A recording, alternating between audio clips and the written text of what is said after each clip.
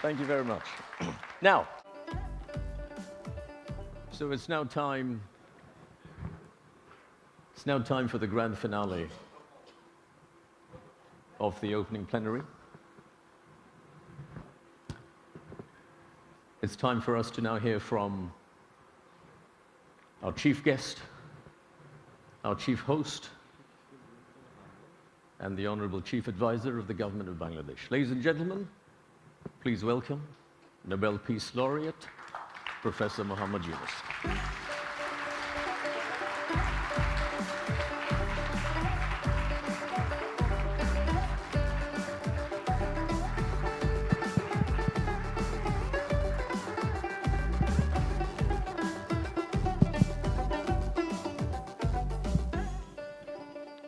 Assalamu alaikum. It's a very emotional occasion. Seeing through the journey that Bangladesh has gone through.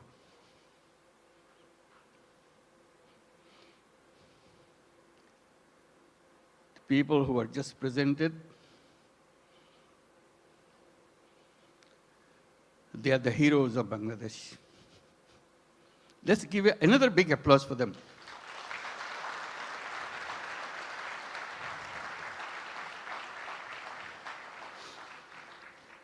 Another standing ovation for our new citizen, Kyu Hak Sang. Thank you. Wonderful. His dedication, his commitment. Thank you. Please have your seat. Just doesn't have any boundary. He loves Bangladesh. He worked for Bangladesh. He loves the nature of Bangladesh. I wish you could visit his factory. And he brought so many delegations this time to come to show his new land of citizenship. Can the members of the Korean delegation please stand up so that we can give you applause? Yes, indeed. Thank you. Thank you so much. Wonderful. Yeah. Fantastic. This is your home too. We'll make this home beautiful home. For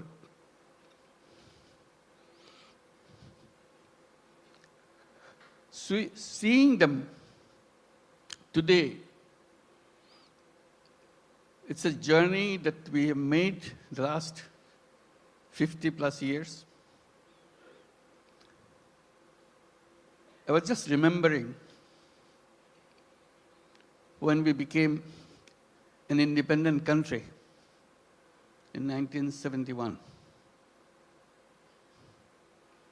The celebration that we went through and commitment we made for building a new nation. Despite sacrifices of lives for achieving that independence, we rejoiced. We are free. That was 1971. Then came 1974.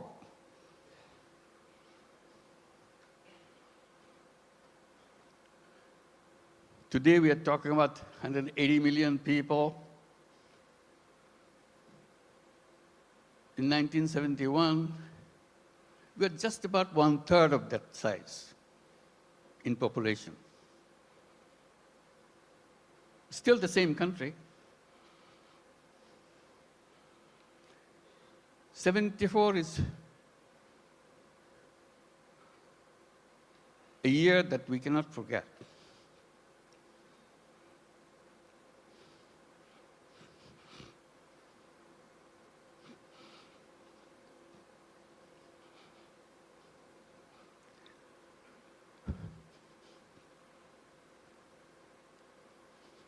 Sorry.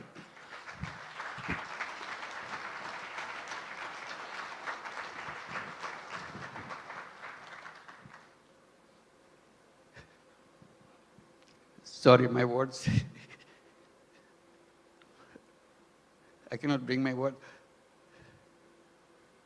People died of hunger. A famine throughout the country.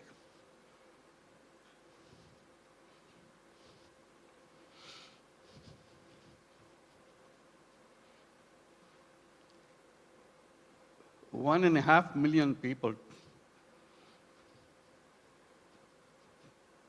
died.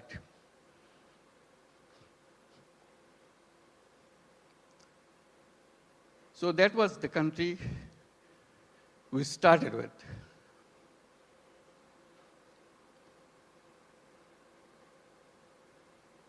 We used to grow one crop. We didn't know any other way. Our population was known as farmers because they have no other profession.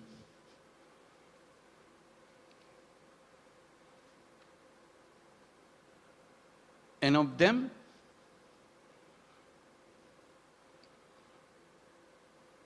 three-fourths of the population were landless farmers. They had no land.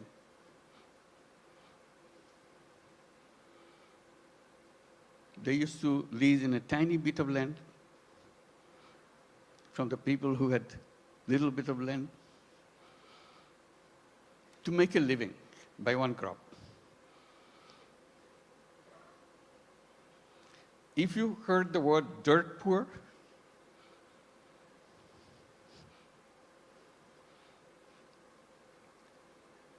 that was Bangladesh. Very difficult life. So if you take that journey from 1974 to 2025, it's an amazing journey. Here we're talking about all these big industries and so on, and inviting you for so many countries to set up more industries. We're talking about the big market, talking about the big, intelligent young population.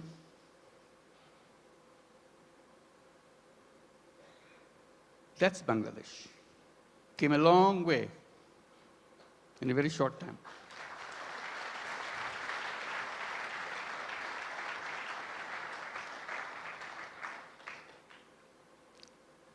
In that famine-ridden country, one little initiative came just to relieve the burden of watching what's going on. To help people to lend money, tiny little money, $2, $3, so that they can start a business, focusing particularly, specifically on women. They are the most destitute of all. That became known as microcredit. We created a bank called Grameen Bank.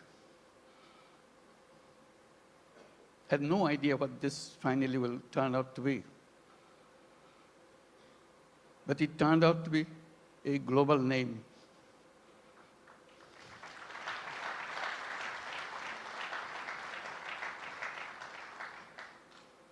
Because no matter which country you are, you have little Bangladesh of 1974 inside of you. You don't recognize it. You hide it by giving public money to them. So I always raise the voice. Giving public money to poor people is no solution at all. Solution is creating the structure, framework, will unleash the energy of the people. And microcredit was just a small effort of that.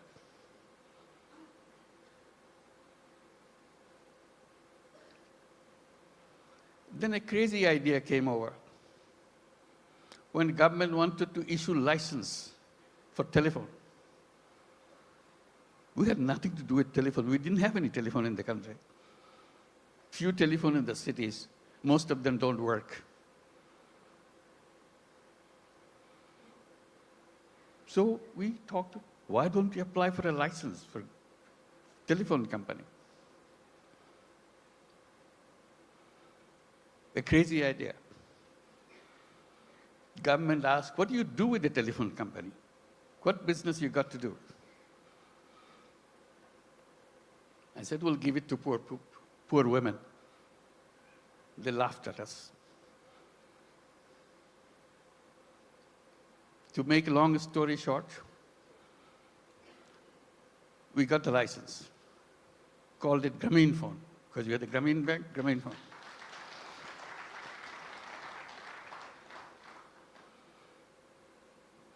Nobody wants to partner with us because we have no knowledge, nothing.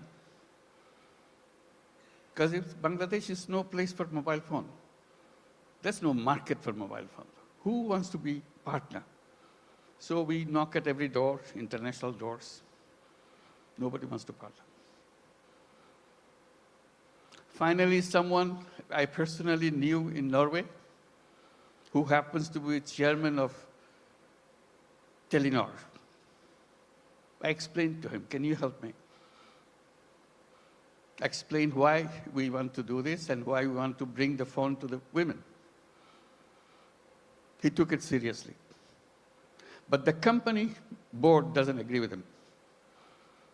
They said, what, Bangladesh? We never heard a name called Bangladesh. So it's a big effort for him.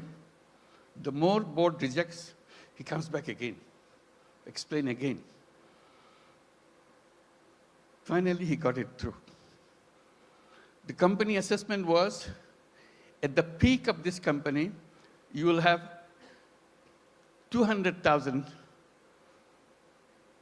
user of the mobile phone in the whole country, 200,000. And you cannot make a living on this with this kind of clientele. He told me, I said, are you crazy? It will be at least 10 times more than that. That's the way I could figure. It became the largest telephone company in the country.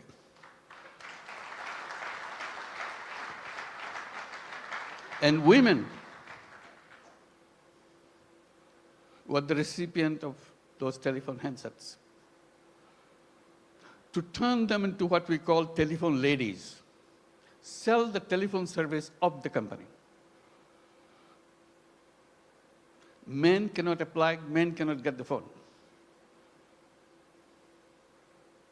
Only poor women of Grameen Bank, not all women, only poor women of Grameen Bank can get a phone.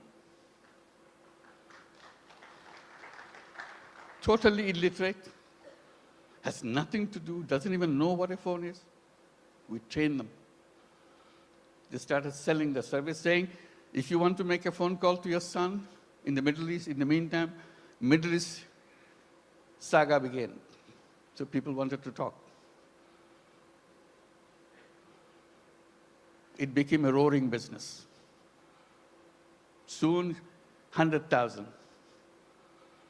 women selling telephone service all over Bangladesh. It became so popular, everybody wanted to have a phone. Changed the whole company. At that time, there are other companies coming up around the world. They were focusing on their cities. The newspapers were covering us, not them. It became well known. So they started copying. For the first time, the idea came, phone have some use in the villages. They have no idea at all. The telephone has any meaning in the villages. They're always concentrated on the cities. Telephone industry globally changed.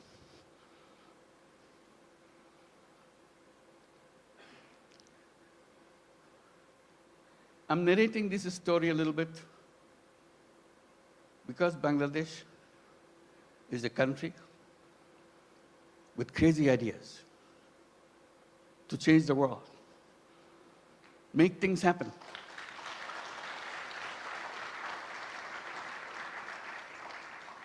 Everyone you saw on the stage receiving the award has a very powerful, crazy ideas and made them happen. So we invite you to join that crowd. Not only change Bangladesh by your business, change the world.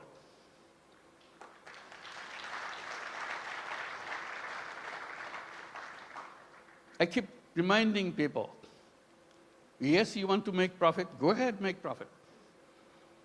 Maximize as much as you can. But we can add a little piece into it. Social purpose. You don't have to get disrupted by that. It's something that you can do, you have fun. Like many of you do already. So if you want to make a business with a purpose, along with the business that we do, Bangladesh is the place.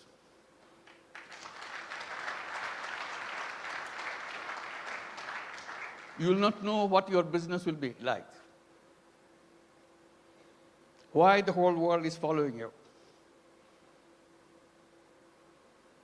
Why suddenly you look back, how did it happen? Bangladesh makes it happen.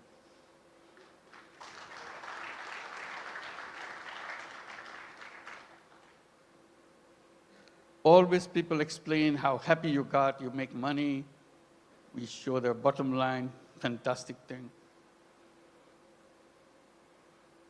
I try to add a little bit to that by saying making money is happiness, definitely, of course. But making other people happy is a super happiness.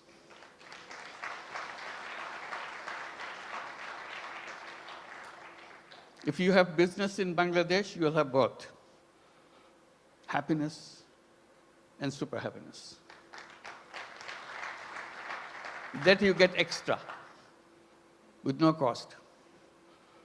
You'll be proud of what you have done. Like the people who stood here felt that. Super happy. Did something which impacted in people's lives massively. With a country of famine, we're now talking about global entry to the businesses and everything. And at the same time, I'm just pointing out, which has been pointed out already, we don't look at Bangladesh alone. It is only one piece of the economy. We see the whole region, very powerful region, lots of resources. We work together, facilitate each other.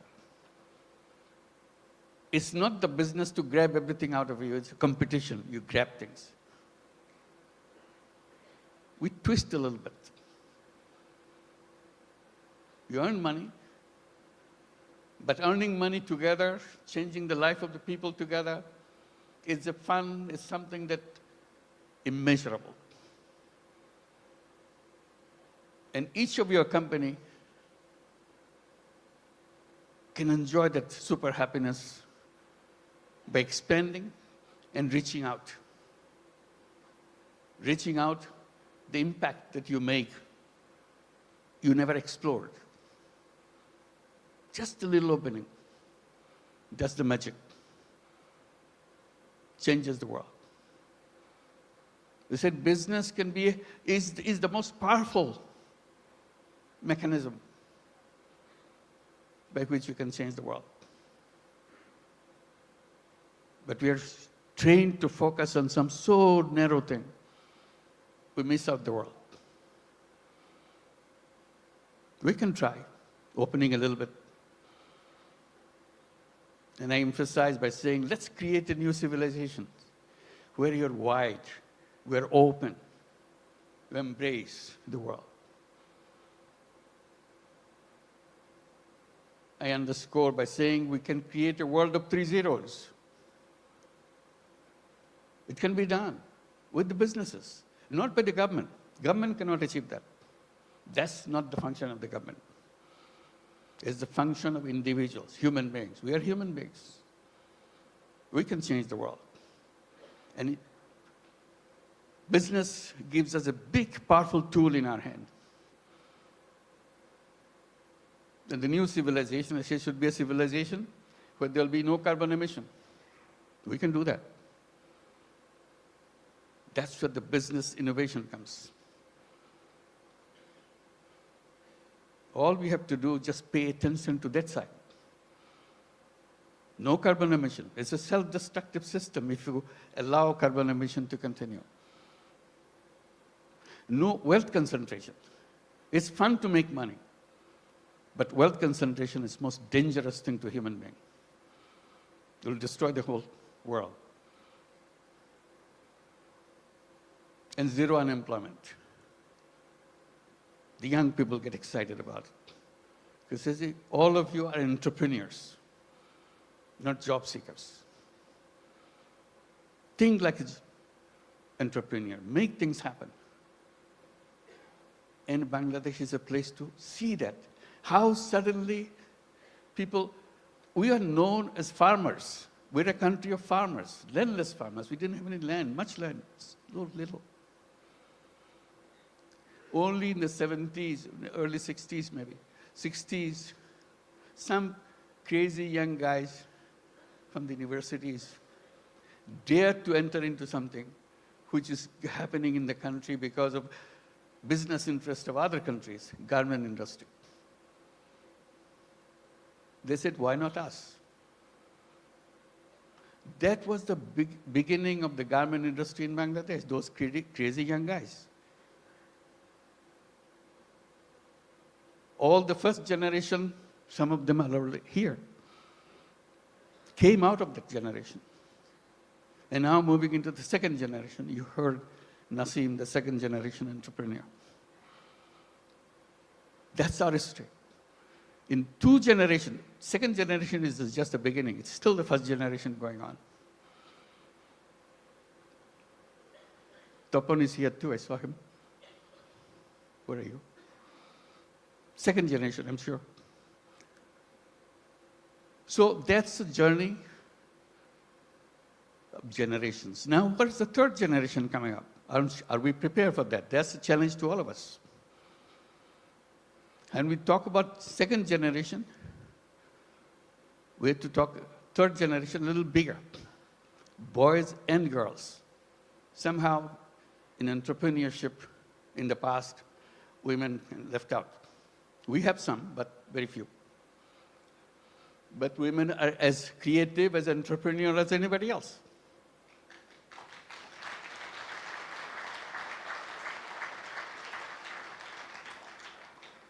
Together, those young generation will change the world. They have the technology, they have the creativity, innovativeness, and problem-solving ideas. We don't have to look at the problem the same old way that we did 50 years back. Waiting for the government to do something. We people can do that. That's a chance. So today it makes me very happy that we can gather together, and talk about creating that world. It's not just business in a limited idea, which is good, but you can have another space remains unutilized. Let's use this too. And Bangladesh, the business in Bangladesh is not only for Bangladesh, that's the point. It could be for the whole world. Who ever thought that microcredit, which started in a tiny little village, now would be a prime business in the United States, in America?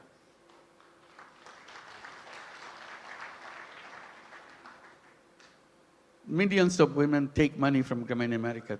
Loan size, in the American terms, less than $1,000. Imagine needing less than $1,000 in the United States. Such a hassle, such an impossible thing. They get so grateful that somebody gives them, usually $500, $600. Now the whole Grameen America became annually about $2 billion a year. In the next 4 years, it will be $5 billion a year. It's growing very fast.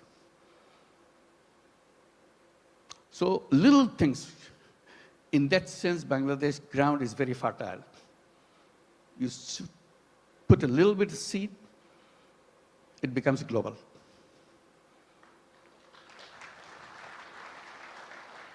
I wish I could tell all the stories that happen in Bangladesh, but I get very tempted, but they're all here. Talk to them, find out. And we welcome you to join us with that mission, creating a new world for the whole world. Thank you very much.